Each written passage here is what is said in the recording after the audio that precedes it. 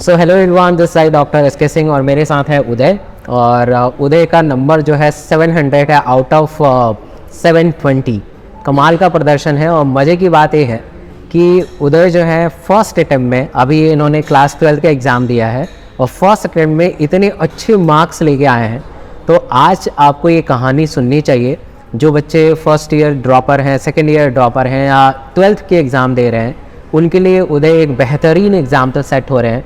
इनके सारे स्ट्रैटेजी आज हम शेयर करेंगे और जानेंगे समझेंगे कि इन्होंने फिज़िक्स, केमिस्ट्री, बायो को कैसे पढ़ा है और ख़ासकर ऑनलाइन मीडियम से पढ़ा है। जो लोग सोचते हैं कि कोटा जाके ही डॉक्टर बन सकते हैं, कोटा जाके ही 700 नंबर लेके आ सकते हैं, उनके लिए एक बेहतरीन एग्जाम्पल है। तो उदय बहुत बहुत कॉन्ग्रेचुलेशन। कैसा लग रहा है? अच्छा लग रहा है सर। अच्छा लग रहा है। तो जैसे रिजल्ट आपने देखा कि आपके पेरेंट्स ने देखा? सर मैंने ही देखा था रिजल्ट। तो देख के कैसा लगा कि पहले से एक्सपेक्टेड था इतना आएगा? काफ़ी बूस्ट बूम्स आ रहे थे उस समय एंड थोड़ा सा रैंक का इन्फ्लेशन रहा इस बार, बाकी it was fine. Great.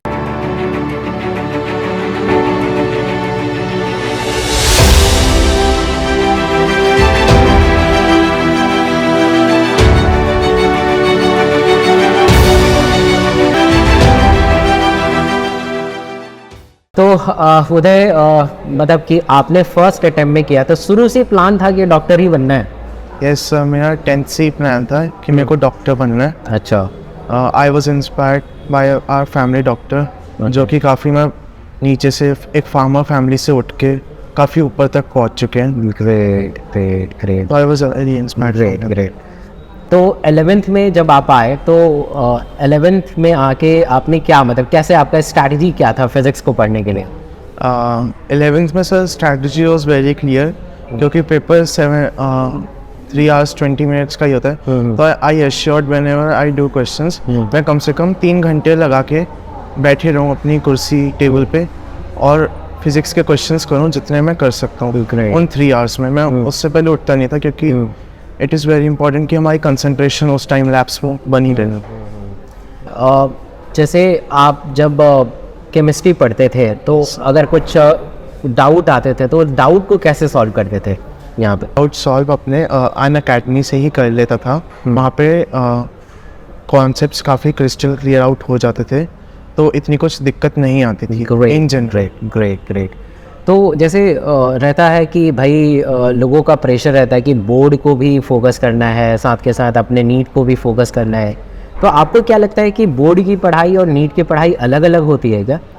Sir आजकल के अगर ट्रेंड की बात की जाए तो बोर्ड्स की पढ़ाई in specially biology it is almost same. Right right. Because in boards वो लोग अंदर से भी पूछ रहे हैं काफ़ी नीट की तरह ही। बायोलॉजी में तो सेम है, पर बट इन फिजिक्स केमिस्ट्री काफ़ी डिफरेंट हो जाता है। तो आपने मतलब कि बोर्ड को अलग कर दिया था, नीट को अलग कर दिया था, ऐसा है था क्या? यस सर, बोर्ड्स पर मैं इतना ध्यान नहीं देता था, क्योंकि बोर्ड्स काफ़ी एक इजी चीज़ होती है, किसी के भी आ जाते हैं आराम से 90%। राइट। उसमें कुछ इतना बिग तो मतलब आपका मतलब मेन फोकस था कि मैं नीट को फोकस करूं। यस। और नीट बोर्ड तो हो ही जाएगा, मतलब अगर नीट में करेंगे तो बोर्ड अपने आप ही हो जाएगा। Of course. Right right right right. तो जैसे लास्ट के जब 90 दिन बचते थे, 60 दिन बचते थे, तो आपका उस समय कैसा, मतलब पढ़ने का क्या तरीका होता था?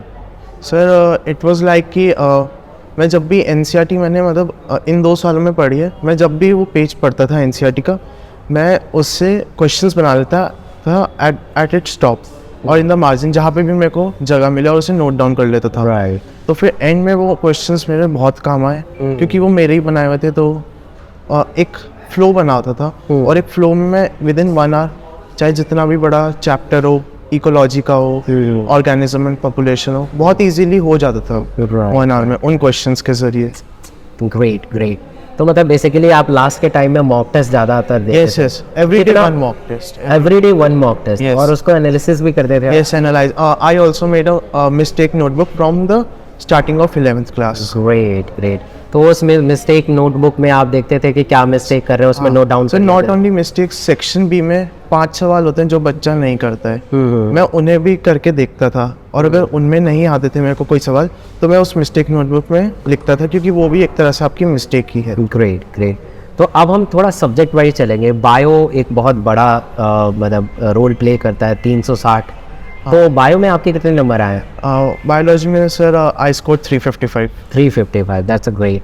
तो बायो पढ़ने का कैसे तरीका होता था आपका? Sir bio was simple, NCERT पे ही स्टिक करो, कोई आलतू फालतू चीज़ नहीं। अगर कुछ आता भी है किसी एग्ज़ाम में तो I use to note it down in my mistake notebook, और मैं हर वीकली एक बार पूरी मिस्टेक नोटबुक को फ्रॉम द स्टार्टिंग रिवाइज करता था, चाहे मेरी मिस्टेक नोटबुक बहुत बड़ी ही क्यों ना बन जाए। सर 8 o'clock पे आपकी क्लास होती थी, जहाँ से मैं काफ़ी सारे क्वेश्चंस करता था और कॉन्सेप्ट्स अपने क्लिस्टर क्लियर आउट कर लेता था अभी की क्लास से। राइट। तो मतलब कि आगे का क्या प्लान है, कौन से कॉलेज ऑप्ट कर रहे हैं? Sir I am going to pursue MAMs। That's great. अच्छा, आपको कुछ मतलब जब हम बड़े एग्ज़ाम की तैयारी करते हैं, 2 साल स्पैन है, तो इन बीच में आप कभी डीमोटिवेट नहीं हुए हैं कि कभी ऐसा लगता था कि अपने आप को लो फील कर रहा हूँ, ऐसा लगता है कि अब मेरे से हो नहीं पाएगा, ऐसा कभी हुआ क्या? सर डीमोटिवेट तो मैं बहुत होता था, तो उसके लिए मैंने अपने रूम की वॉल पे एक ग्राफ प्लॉट कर रखा था। तो फिर on the scale of months time, on the Y axis they were time, on the X axis it was time and on the Y axis it was my marks. तो मैं देखता था कि it was never a straight line, it was already a dip और a rise, dip rise. It used to be like that only. So I used to motivate myself from my previous test marks. I got demotivated. Right. तो फिर उसको कैसे आप करते? जैसे आप demotivate हो गए तो उस ग्राफ को देखते थे और आपको लगता था कि अब ये मेरा ग्राफ ऊपर जा रहा है। हाँ। आपने एग्ज़ाम के पहले सारे कोर्सेज कितनी बार ख़त्म किए हैं? सर एग्ज़ाम से अप्रोक्स मैंने ज़्यादा 2 से 4 बारी तो करे ही हैं। 2 बारी तो इट वाज लाइक सर कि मैंने बैठ के किया है पूरा। 3 से 4 बारी इट वाज लाइक कि पेपर दे लिया तो देख लिया, मिस्टेक नोटबुक से देख लिया। It was like that. Right. The great. तो कुछ लास्ट मोमेंट पे कुछ बता पाएंगे बच्चों को जो नीट 2024-25 की तैयारी कर रहे हैं, उनको कैसे पढ़ना चाहिए कि आपके जैसा वो स्कोर कर पाएँ? मैं सबको यही बोलना चाहूँगा कि अपना माइंड एकदम क्लियर आउट रखो, क्योंकि काफ़ी ज़्यादा कंट्रोवर्शियल क्वेश्चंस आ रहे हैं, specially in chemistry and biology. तो फिर ये काफ़ी ज़रूरी हो जाता है सर, माइंड क्लियरेंस एक तरह से। और आई वुड सजेस्ट कि मेडिटेट भी किया करो, क्योंकि इस बारी there were about 4 to 5 controversial questions in this NEET. Sir 25 के एस्पिरेंट हैं, उनको आप क्या कहना चाहोगे कि उनका सिलेक्शन हो जाए?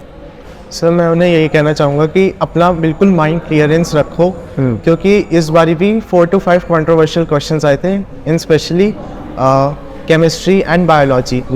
तो मैं तो ये कहूँगा कि एकदम ध्यान से करो क्वेश्चन को, जो पहले स्ट्राइक करे वही करो, जो पहले स्ट्राइक कर जाए ऑप्शन उसे ही टिक लगाओ, ऐसे बार बार बदलो मत, नहीं तो वो गलत ही होता है in general. I always aim for at least 640 marks to ensure your selection.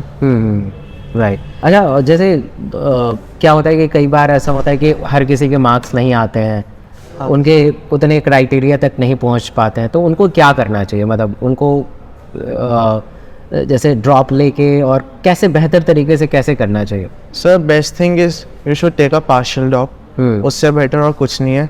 अगर आप ड्रॉप में भी फेल होते हैं तो आपके पास लाइफ में प्लान बी रहेगा, जो कि काफ़ी ज़रूरी है। राइट। That's great.